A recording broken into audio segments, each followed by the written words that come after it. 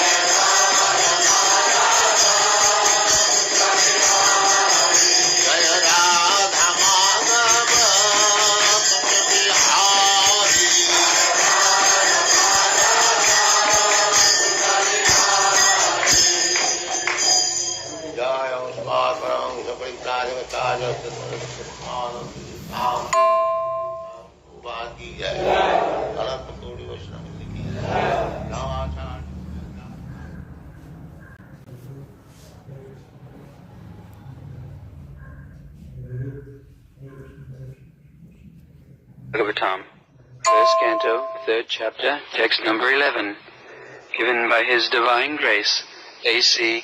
Bhaktivedanta Swami Prabhupada, recorded on September 17th, 1972, in Los Angeles. Translation. The sixth incarnation of the Purusha was the son of the sage Atri. He was born in the womb of Anasuya, who prayed for an incarnation.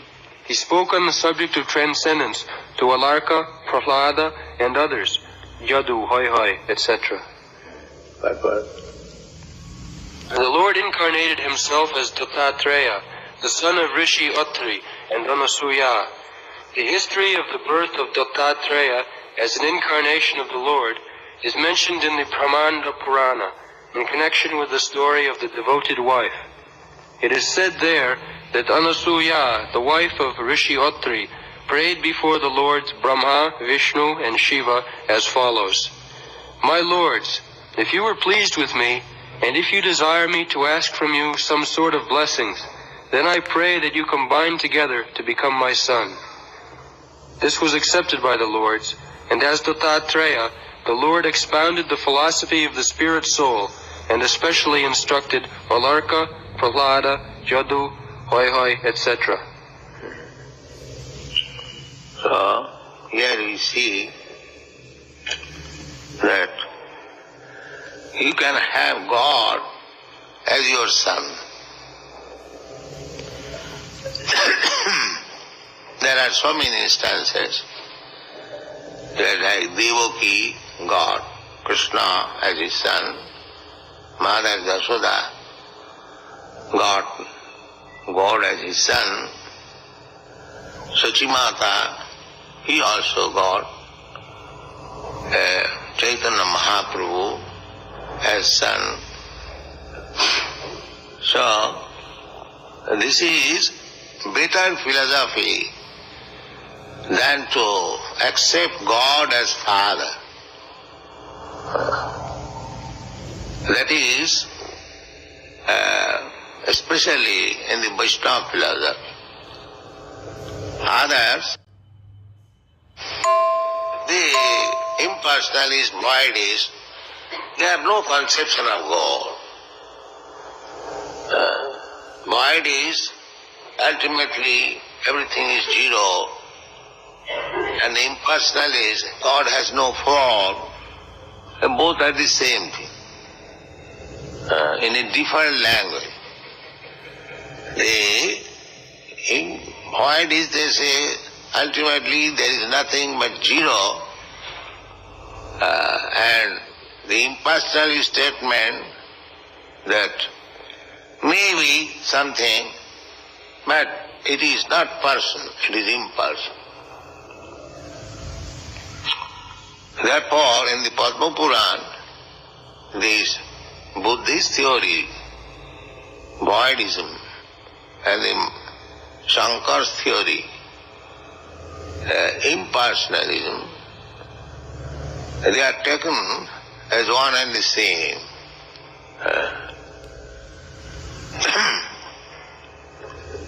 Prachannam Bodham Uchyat. Prachannam Bodha.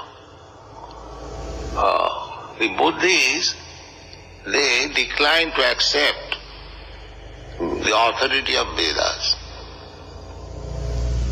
And the Mayavadi, the impersonalists, they wanted to accept the authority of Vedas, but under the garb of Buddhism.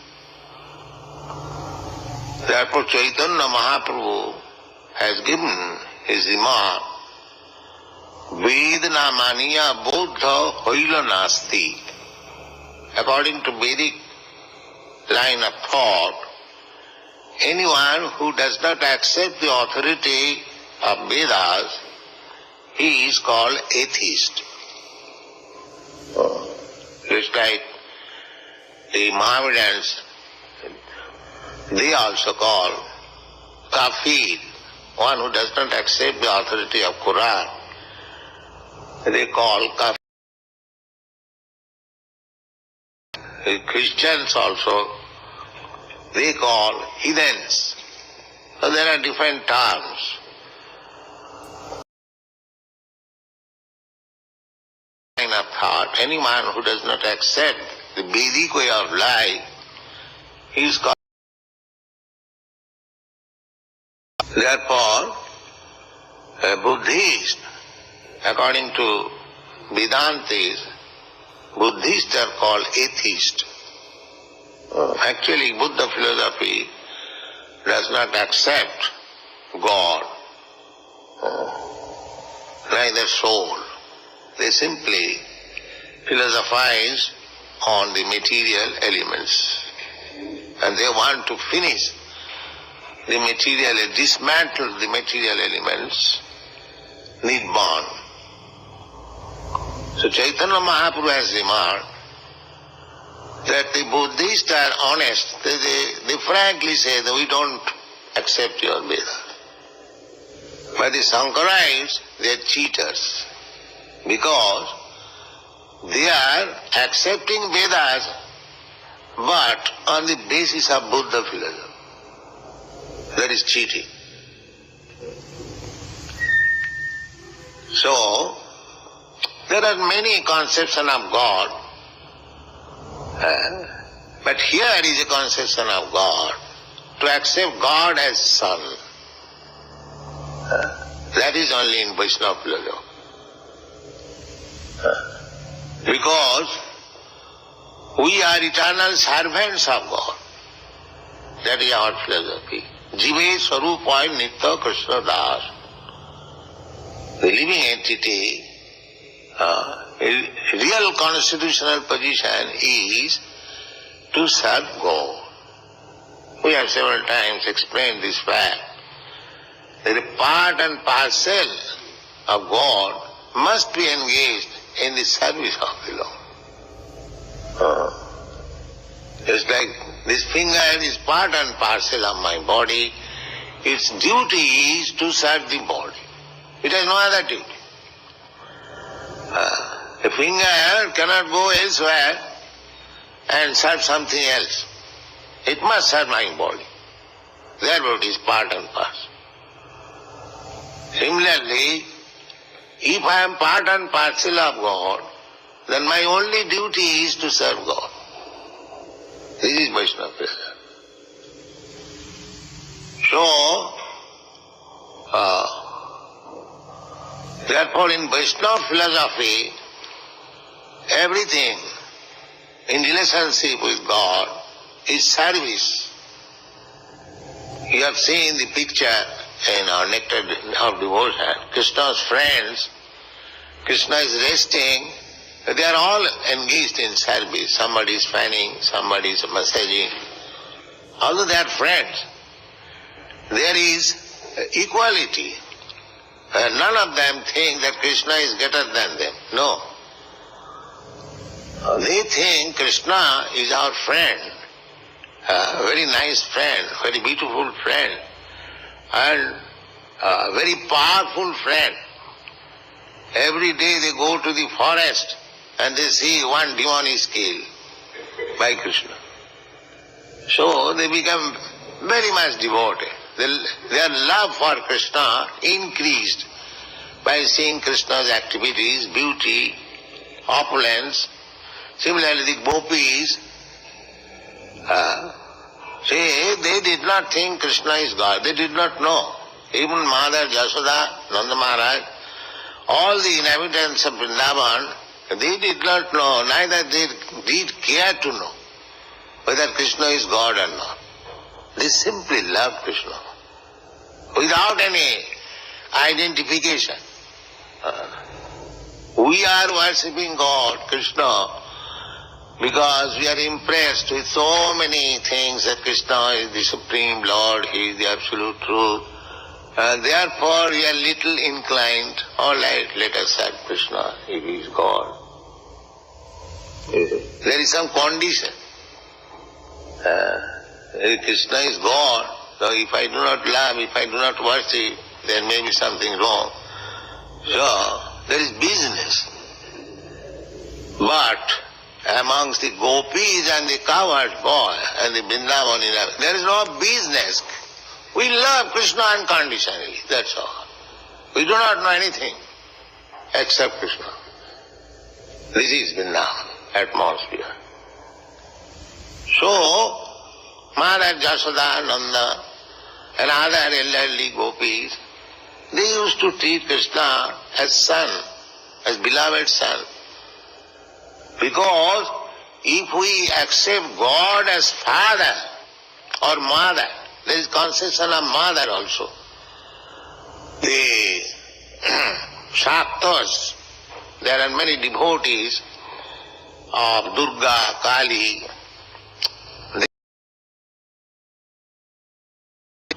The Christian accept as father. The conception of father and mother, that is good. But there is little service. Because children, they take service from the mother and father. They render very little service to the father and mother. Every children, every man, every woman has taken so much services from the father and mother. Everyone knows that.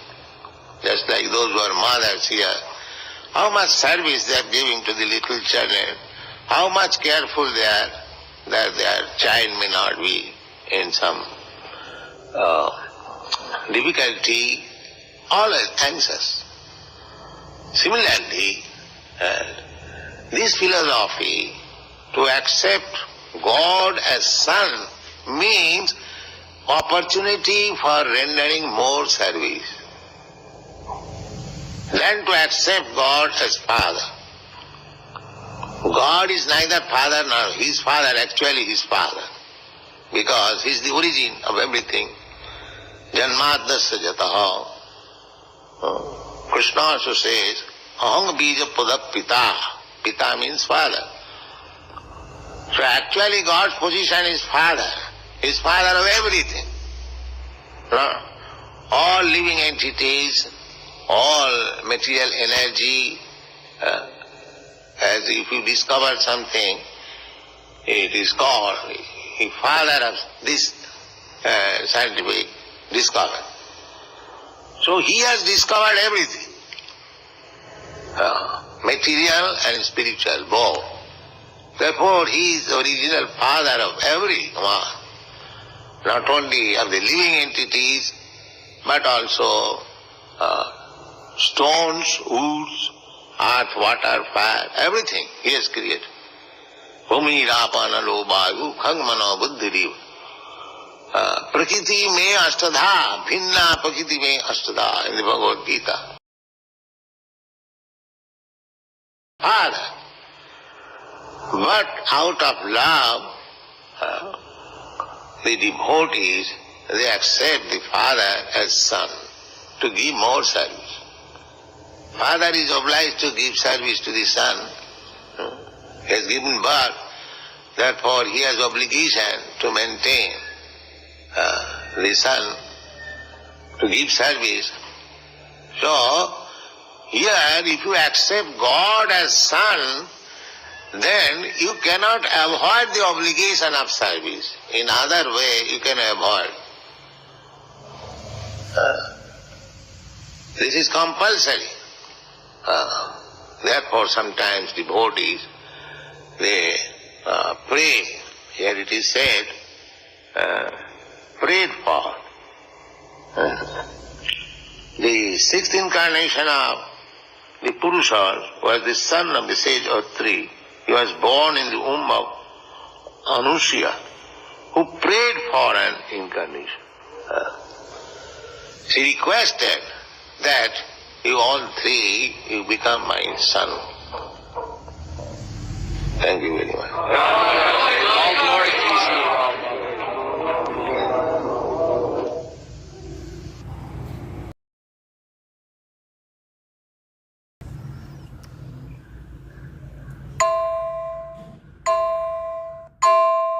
Next,